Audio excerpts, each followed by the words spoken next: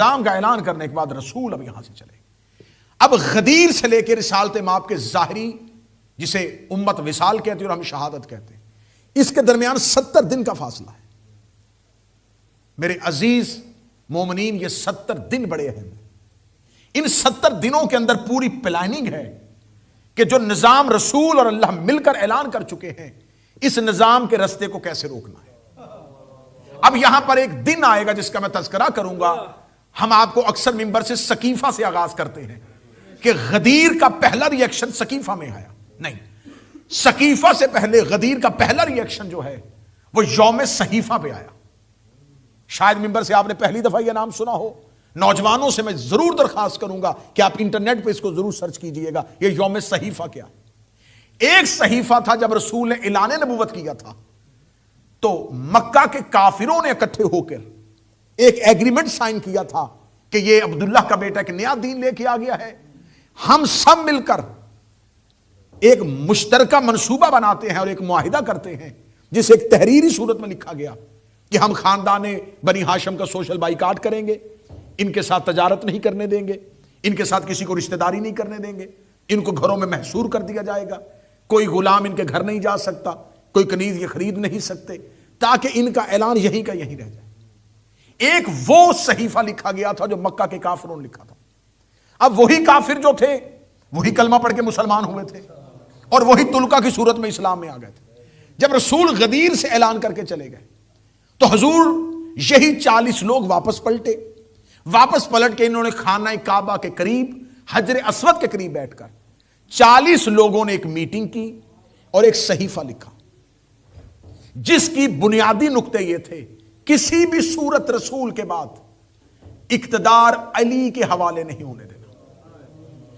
دوسری شرط اس کے اندر لکھی کہ علی ابن ابی طالب کو رسول کے بعد اقتصادی طور پر، افرادی طور پر مکمل کمزور کرنا ہے. علی کو تنہائی کا شکار کرنا ہے. علی کے باقاعدہ ایک لمبی چوڑی فہرست بنی کہ ہم نے اب اس اعلان ولایت کو جو رسول ابھی کر کے گئے ہیں اس کا رستہ روکنے کے لیے کیا کرنا ہے. اس صحیفے کو اس دن جس دن یہ لکھا گیا اسے تاریخ میں یوم صحیفہ بھی کہتے ہیں اور اسے کہتے ہیں صحیفہ ملعونہ. امیر المومنین نے اپنے نہج البلاغہ کے خطبہ شکشکیہ میں یہ بیان فرمایا ہے، قریش کے 40 لوگوں نے میری ولایت کو روکنے کے لیے ایک معاہدہ لکھا تھا.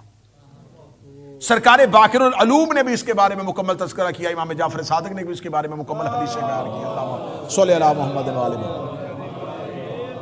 گفتگو سمجھ میں آ رہی ہے سرکار؟ سقیفہ سے پہلے تحریری طور پر مکمل پلاننگ ہوئی. یہ بالکل ایسا نہیں ہوا جو آپ کے ذہن میں ہے کہ اچانک لوگ اکٹھے ہو گئے اور انہوں نے خلیفہ بنا لیا. نہیں، پہلے 40 لوگوں نے جو رئیس تھے، جو اپنے اپنے قبیلوں کے سردار تھے، انہیں اس بات پہ مطمئن کیا گیا کہ ساتھ ہیں. 40 کے 40 قبیلوں نے کہا کہ ہم اکٹھے ہو کر علی کی حکومت کا رستہ روکیں گے. رسول کے جانے کے بعد ہم نے علی کو مسلمانوں کا حاکم نہیں بننے دینا. پھر یہ لوگ مدینہ آتے ہیں اور یہ 70 دن جو ہیں وہ اتنے اہم دن ہیں کہ ان 70 دنوں میں مدینے میں جو جید لوگ تھے وہ تو صحیفہ لکھ چکے تھے. اب چھوٹے گھروں میں آ کے باقاعدہ میٹنگز ہونی شروع ہو گئی کہ اب تم نے کسی صورت میں علی کی بیعت نہیں کرنی. ہم صرف رسول کی آنکھیں بند کرنے کا انتظار کر رہے ہیں. ادھر رسول کی آنکھیں بند ہوں گی اور ادھر ہم فوراً اپنا خلیفہ نامزد کریں گے. تم نے کسی بھی صورت میں علی کی ہاتھ پہ بیعت نہیں کرنی. اب یہ 70 دن جو ہیں وہ اہل بیت بھی دیکھ رہے ہیں، رسول اللہ بھی دیکھ رہے ہیں. ان 70 دنوں میں تاریخ اسلام میں ایک نیا واقعہ رونما ہوتا ہے جس کو میں اسی امام بارگاہ میں شاید پچھلے سال انہی خمسہ میں اس کا ذکر کر چکا ہوں، لشکر اسامہ. اب مجھے اس کی تفصیل نہیں بیان کرنی. رسالت مآب ایک لشکر ترتیب دیتے ہیں اور انہیں کہتے ہیں کہ جاؤ جنگ کے لیے اسامہ بن زید بن حارثہ کی قیادت میں یہاں سے چلے جاؤ. اب رسول لشکر نہیں بھیج رہے.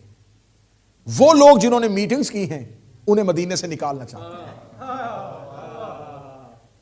کہ یہ جو علی کی حکومت کا رستہ روکنے کی تیاری کر رہے ہیں انہیں میں مدینہ سے نکال دوں اور نکالنے کے بعد جو اہل بیت علیہ السلام کے ماننے والے انہیں مدینے میں رکھوں تاکہ جب علی کی حکومت قائم ہو جائے تو انہیں واپس مدینے پلٹاؤں.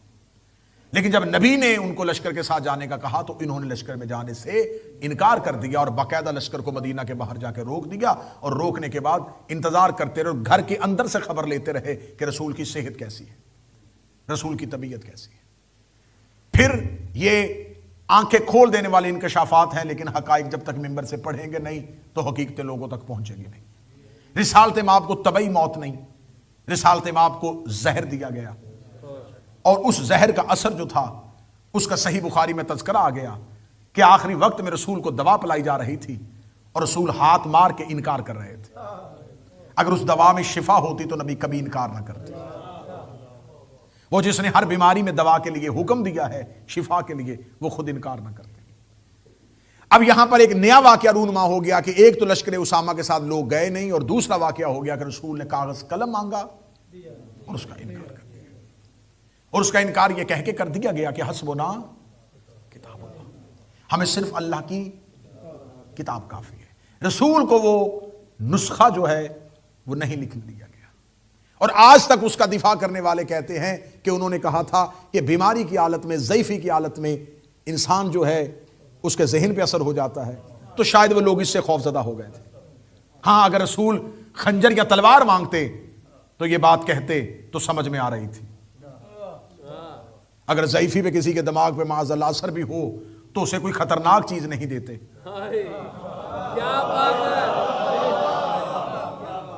اور کبھی بھی جس کے دماغ پہ ایسا حملہ ہو وہ کبھی بھی لکھنے والی چیزیں نہیں مانگتے۔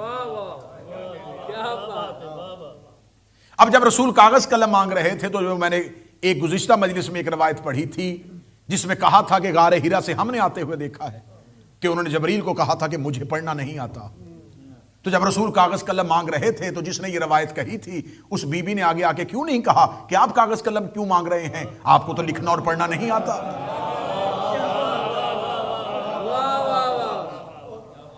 اب رسالت مآب کو کاغذ قلم کا انکار کر دیا گیا اور یہ کہہ دیا گیا کہ ہمیں اللہ کی کتاب کافی ہے۔ رسول نے کہا تھا میں تمہیں کچھ ایسا لکھ دوں تاکہ تم میرے بعد گمراہ نہ ہو جاؤ۔ ہم پر سوال کیا گیا کہ رسول نے اگر لکھوانا ہی تھا، میں نے اسی بریڈ فورڈ کی مجلس میں کہا تھا اور وہ پوری دنیا میں اس مجلس کو سنا گیا، اور اسی کے اوپر ایک مولانا نے کلپ بنایا کہ انہوں نے اپنی مجلس میں کہا ہے کہ رسول نے کہا تھا کہ میں کاغذ قلم مانگ رہا ہوں، اور اگر کسی نے نہیں دیا تھا، اور امیر المومنین وہاں پر موجود تھے، اور انہوں نے ایک بہت، دیکھیں جو ہوتی ہیں نا ذہنوں کو مفلوج کرنے والے دلائل وہ اور ہوتے ہیں، اور جو عقلوں کو راغب کرتے ہیں وہ دلائل اور ہوتے ہیں۔ جو ذہن بند کر دیتے ہیں نا وہ دلائل۔ اس نے دلیل کیا دی تھی اس مولانا نے؟ اس نے کہا کہ انہوں نے اپنی مجلس میں کہا ہے کہ رسول نے کہا کہ میں تمہیں کچھ ایسا لکھ دوں تاکہ تم میرے بعد گمراہ نہ ہو جاؤ۔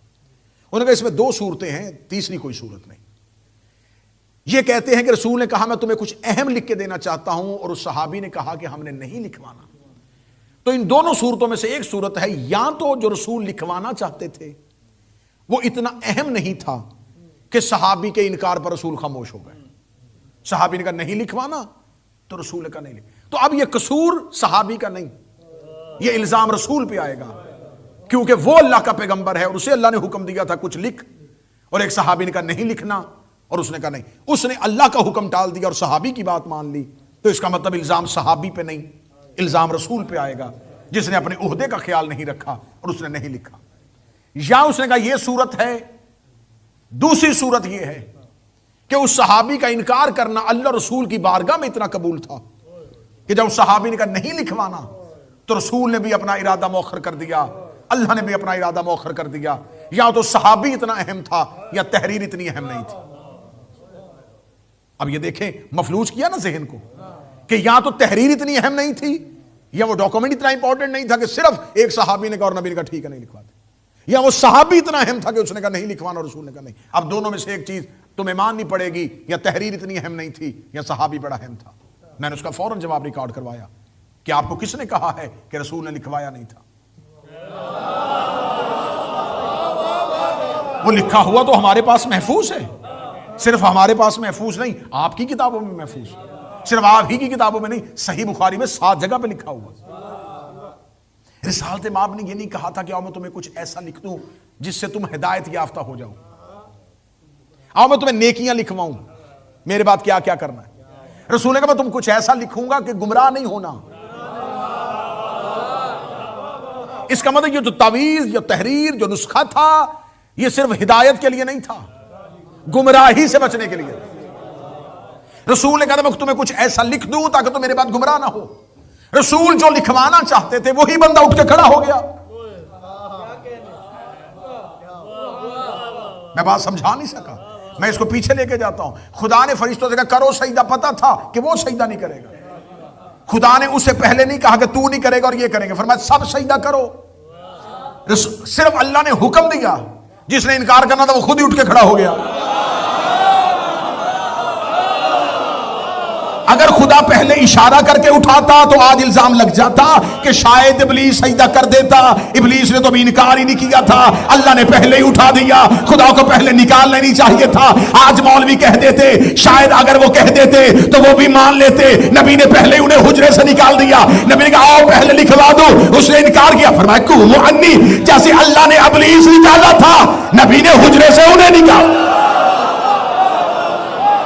لکھی ہوئی تحریر سامنے آ گئی. بسم اللہ. جو لکھوانا چاہتے تھے،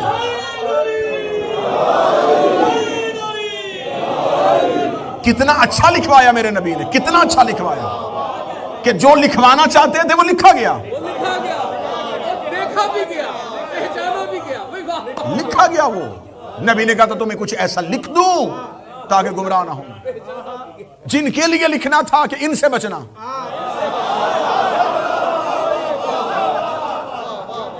یہ بالکل اجاز بھائی ایسے ہی تھا جیسے اللہ نے کہا تھا سجدہ کرو اور ایک نے کہا نہیں کروں گا. خدا نے کہا بس تجھے ہی اٹھانا تھا. میں فرشتوں سے سجدے نہیں کروانا چاہ رہا تھا آدم کو، تمہیں دکھانا چاہ رہا تھا. اب رسالت مآب نے باقاعدہ یہ اعلان کر دیا اور رسول ظاہری طور پر دنیا سے چلے گئے. اب اس کے بعد کیونکہ ہمارا موضوع ہے مذہب اسلام میں روایات اور احادیث کی تحریف، چشم کشا انکشافات، آنکھیں کھول دینے والے، دماغ کو بند کر دینے والے. اور میں پوری ذمہ داری سے کہہ رہا ہوں کہ میں جتنے الفاظ اس تیسری مجلس میں اور آنے والی بشرط زندگی 2 مجلسوں میں آپ کے سامنے پڑھوں گا، ان میں سے ایک ایک حرف اہل سنت کی کتابوں سے دکھانے کا میں پابند ہوں. آپ بالکل یہ نہ سمجھیے گا کہ یہ صرف شیعہ لٹریچر پڑھا جا رہا ہے، یہ شیعہ کتابیں پڑھی جا رہی ہیں، انہوں نے تو لکھنا نہ. ایک ایک لفظ اہل. اب میں ریفرنس اس لیے نہیں دیتا کیونکہ وقت مختصر ہوتا ہے. اگر میں حوالے دینے لگ جاؤں گا تو پھر واقعات آپ تک نہیں پہنچیں گے. رسالت مآب جب دنیا سے گئے تو اب چشم کشا انکشاف یہ ہے کہ جب سقیفہ میں مسلمانوں نے اپنا پہلا خلیفہ چنا تو اب اسلام کے ساتھ سب سے بڑا ظلم یہ ہوا کہ رسول کے جانے کے فوراً بعد حدیث بیان کرنے پر پابندی لگا دی گئی. میں نے پہلی مجلس میں کہا تھا کہ قرآن اور نبی یہ ہم تک پہنچنے کے لیے 2 سورسز ہیں، ایک تفسیر اور ایک حدیث. قرآن ہمیں بغیر تفسیر کے سمجھ میں نہیں آتا اور دین ہمیں بغیر حدیث کے سمجھ میں نہیں آتا. اب ہم نے نبی کی سیرت لینی تھی احادیث سے، ہمیں نبی کی زندگی کا پتہ چلنا تھا احادیث سے. نبی کے فوراً بعد پہلے خلیفہ کے دور میں باقاعدہ پابندی لگ گئی کہ کوئی بھی نبی کی حدیث بیان نہیں کرے گا. آپ انٹرنیٹ پہ جائیے گا، آپ اس لفظ کو صرف اتنا لکھ دیے گا ان الصدیقہ جمع، آپ کی پوری متن آگے کھل کے سامنے آ جائے گا کہ پہلے خلیفہ نے نبی کے جانے کے بعد اعلان کیا کہ جس کے پاس جو جو حدیثیں لکھی ہیں وہ لے کے آئے. یہ اقرار آپ کو اہل سنت کی کتابوں میں بینہ طور پر ملے گا کہ جب انہوں نے کہا کہ لے کے آؤ تو جس صحابی کے پاس 1 حدیث تھی وہ 1 لے آیا، جس کے پاس 2 تھی وہ 2 لے آیا، جس کے پاس 10 تھی وہ 10 لے آیا، جس کے پاس 70 تھی 70، 100 تھی 100 لے آیا. اس دور میں چمڑے پر، درخت کی چھال پر، کپڑے پر لکھی ہوئی حدیث ہوتی تھی. جب یہ حدیث آ گئی تو اب یہ اقرار اہل سنت کتابوں میں ہے کہ وہ جو احادیث اکٹھی ہوئی پہلے ہی دن وہ 500 تھی. انہوں نے 500 کی 500 احادیث اپنے سامنے آگ لگا کے جلوا دی. اور اس کے لیے بہانہ کیا دیا گیا؟ بہانہ یہ دیا گیا کہ ہمیں ڈر ہے کہ اگر یہ حدیثیں دنیا پر موجود رہیں تو لوگوں کو قرآن سمجھنے میں دشواری ہوگی، لوگ قرآن سمجھ نہیں سکیں گے. مجھے جناب سیدہ کی تحریک پڑھنے سے پہلے اس ماحول کو پڑھنا ہے کہ جس ماحول میں سیدہ دربار میں جا کے آیتیں پڑھ رہی تھی وہ ماحول کیا تھا. میں پہلے ہی دن خطبہ فتح شروع کر دیتا تو آپ کو ماحول کا اندازہ نہ ہو، آپ کو پتہ نہ چلتا کہ ماحول کتنا نجس ہو چکا تھا کہ اللہ کو سب سے بڑی طاہرہ کو بھیجنا پڑا.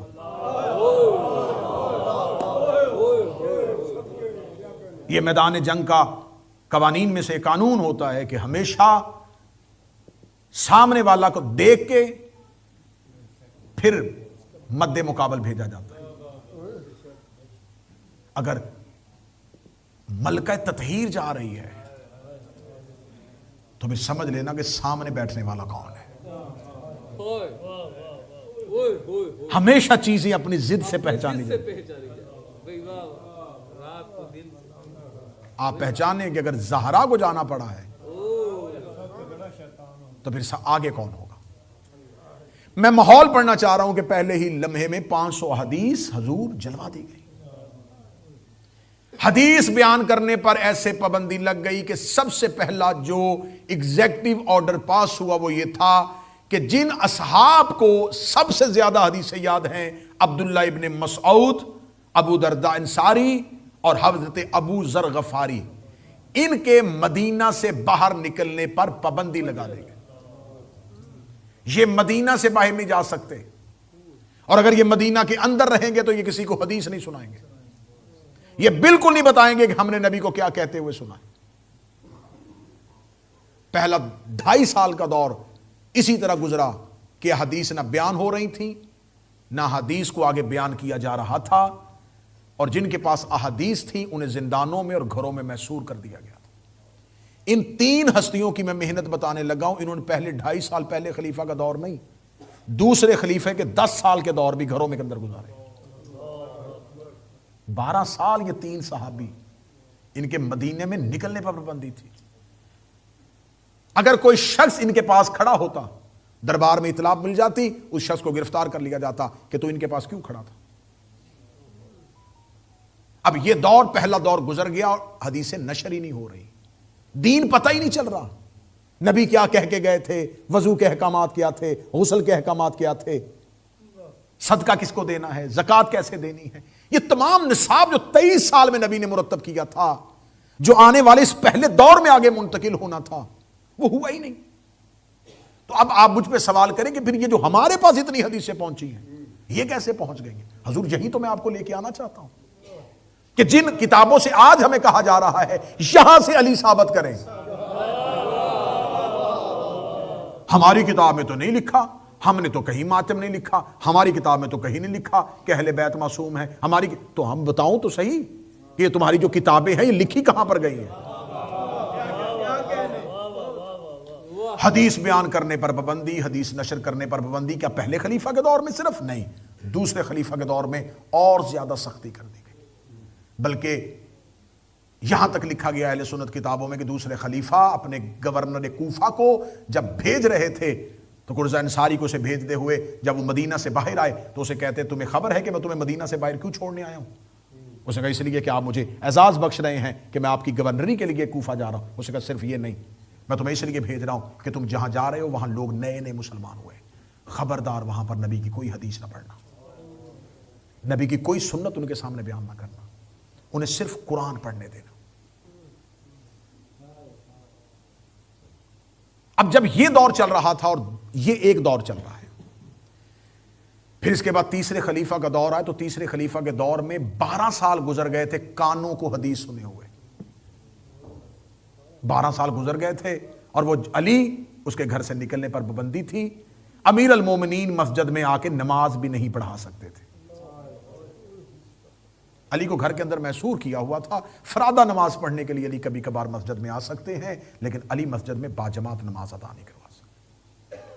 امیر المومنین کے چند اصحاب علی کے گھر میں علی کے پیچھے نماز ادا کرتے تھے. امیر المومنین گھر میں. اب یہ علی گھر میں ہے نہیں، یہ علی کے گھر کا دروازہ بند نہیں ہوا، یہ علم کا دروازہ بند ہو گیا. ایسا ہی کہوں نا جی، ہدایت کا دروازہ بند ہو گیا. موضوع پسند ہے سرکار کی. دروازہ بند ہو چکا ہے اور حدیث کوئی بیان ہی نہیں کر رہا، کہیں حدیث بیان نہیں ہو رہی. تیسرے خلیفہ کے دور میں صرف یہ نہیں ہوا کہ حدیثیں بیان کرنے پر پابندی ہوئی، تیسرے خلیفہ کے دور میں احادیث بنائی جانی شروع ہو گئی. قلت پڑ گئی ہے، قحط پڑ گیا ہے، حدیث ہے ہی کوئی نہیں. انہوں نے کہا ایسے لوگوں کو بلاؤ جو حدیثیں بنائیں. ایسی حدیث بنائیں، ایسی حدیث بنائیں کہ ان کو سونا چاندی درہم و دینار تول تول کیے جاتے تھے حدیثیں بیان کرنے میں۔ یہ سلسلہ چلتا گیا۔ اہل سنت کے امام ہیں، امام نسائی ان کا نام ہے۔ اہل سنت کی 6 بڑی کتابوں میں سے ایک بڑی کتاب سنن نسائی ان کی ہے۔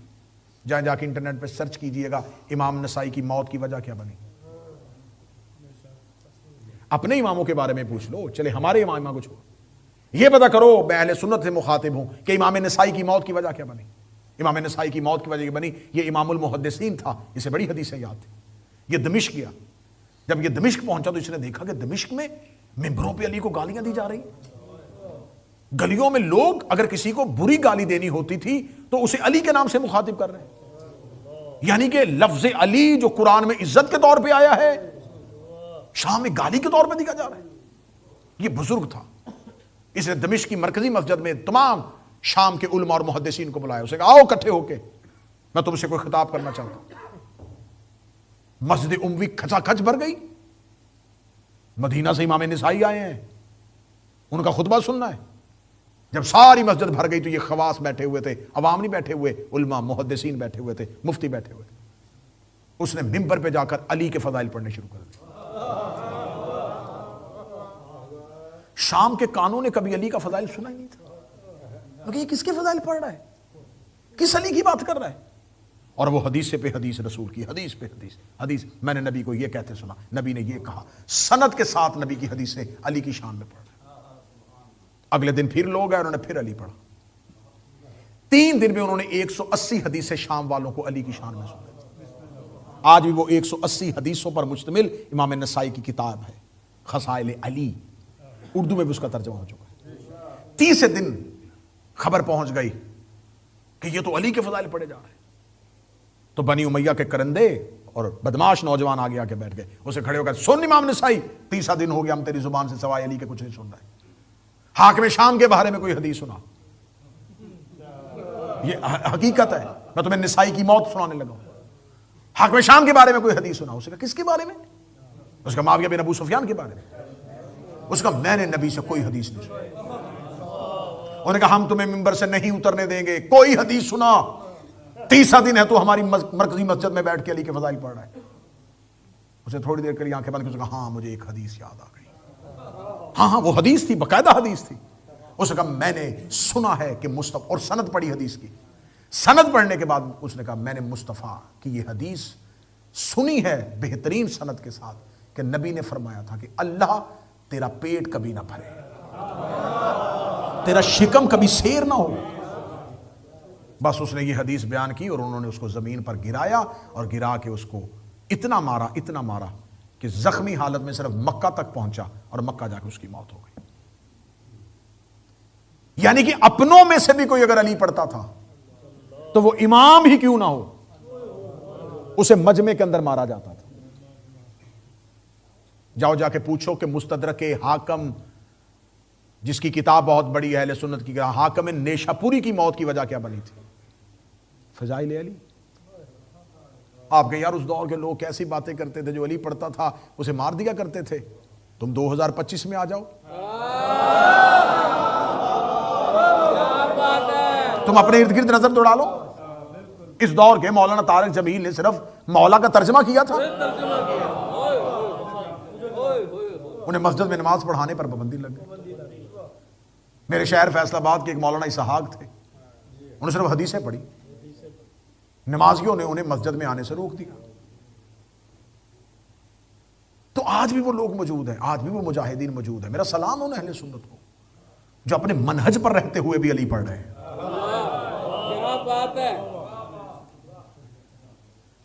تو یہ تذکرہ میں اس لیے کر رہا ہوں کہ یہ ماحول اتنا نجس ہو چکا تھا۔ اب ایک لائن یہ ہے کہ یہ پوری خلافت کا دور تیسری خلافت تک پہنچ رہا ہے، اور حدیث کوئی بیان نہیں ہو رہی، اور جھوٹی حدیثیں بنائی جا رہی ہیں، اتنی جھوٹی حدیثیں بنائی جا رہی ہیں، اتنی جھوٹی حدیثیں بنائی جا رہی ہیں کہ لوگ لائن پہ لگے ہوتے تھے کہ مجھ سے حدیث لو، اور آگے سے اس کو نوازا جا رہا ہوتا۔ پھر ادھر دوسرا موضوع جو تھا وہ کیا ہوا کہ دوسری خلافت، کیونکہ پہلی خلافت کا دور تو شورش میں گزر گیا، جب دوسرے خلیفہ کا دور آیا تو اب یہاں پر اس واقعے کو ضرور ذہن نشین کیجئے گا، ذہنوں کو ذرا جگائیے گا اور یہ حقیقت سنیے گا۔ ایک شخص یمن کا یہودی مسلمان ہو کے مدینے میں آتا ہے جس کا نام ہے کعب احبار۔ کعب احبار ایک یہودی جو یمن سے مسلمان بنا کے اسے مدینہ منتقل کیا جاتا ہے، اور مدینہ منتقل کرنے کے بعد اسے مسند علم پر بٹھایا جاتا ہے اور اسے کہا جاتا ہے کہ تو قرآن کی تفسیر بیان کر۔ یہ جو میں بار بار تیسری مجلس میں اسرائیلی روایات کا تذکرہ کر رہا ہوں، یہ کیا روایات ہیں کہ یہ لوگ وہ تھے یہودی علماء جو حدیث سے قرآن نہیں سمجھتے تھے، توریت اور انجیل سے قرآن سمجھتے تھے۔ وہ کہتے ہیں ہمیں قرآن کی دلیل نبی کی زبان سے نہیں چاہیے، ہم اس آیت کو مانیں گے جس کی تصدیق یا انجیل میں ہوگی یا زبور میں ہوگی یا توریت میں ہوگی یا تلمود میں ہوگی۔ اور یہ جو ان کے پاس آسمانی کتابیں تھی یہ تحریف ہو چکی تھی، یہ انہوں نے بدل دی تھی، ان میں نبیوں کی عصمت نہیں تھی۔ ان کی کتابوں میں حضرت عیسیٰ کو معصوم نہیں مانا جا رہا تھا، حضرت موسیٰ کے بارے میں تو ایسے لغویات لکھے ہوئے تھے، حضرت داؤد کے بارے میں اتنا گند لکھا ہوا تھا جو منبر سے بیان بھی نہیں ہو سکتا۔ جب وہاں سے دین، وہی اسرائیلی روایات جب قرآن میں تفسیر بن کے آئیں تو اب یہاں بھی یہ عقیدہ جنم لے گیا کہ نبی معصوم نہیں ہوتا۔ ان کی ہاں کتابوں میں یہ تھا کہ اللہ جسم رکھتا ہے، اللہ مجسم ہے۔ یہی روایتیں جب مسلمانوں میں آئیں تو انہوں نے لکھا کہ شب معراج رسول کہتے کہ میں نے اللہ کو ایک خوبصورت نوجوان کی شکل میں دیکھا جو سونے کے جوتے پہنے ہوئے تھے۔ یہ روایت اسلام میں کہاں سے آئیں؟ یہودیوں سے۔ اور یہودیوں کو مسند میں کس نے بٹھایا؟ ان نام نہاد مسلمانوں نے جو منافق بن کے اسلام کے اندر آئے تھے۔ یہ جو ہمیں کہا جاتا ہے شیعہ مذہب یہودی کی پیداوار ہے، آؤ میں بتاؤں کون کون سا مذہب یہودی کی پیداوار ہے۔